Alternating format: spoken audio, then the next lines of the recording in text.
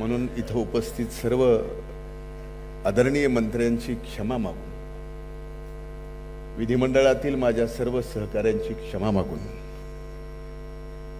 सन्माननीय पक्षाच्या नेत्यांची सर्व व्यासपीठावरची क्षमा मागून मी या ठिकाणी आजच्या हा वर्धापन दिन स्वर्गीय दादा नसताना पहिलाच हा वर्धापन दिन आहे आणि हा वर्धापन दिन दादांना आपण सर्वजण समर्पित करत आहोत। दादांच्या कार्याला, दादांच्या पक्षनिष्ठेला आणि दादांच्या कार्यकर्त्यांना बळ देण्याच्या या वृत्तीला मी वंदन करतो। आणि याच ठिकाणी कमी वेळेत जास्त वेळ व्यक्त होण्यासाठी, म्हणजेच सूरज एवढं जरी म्हणलं असतास, आत्ता सगळा खेळाडूचाच आणि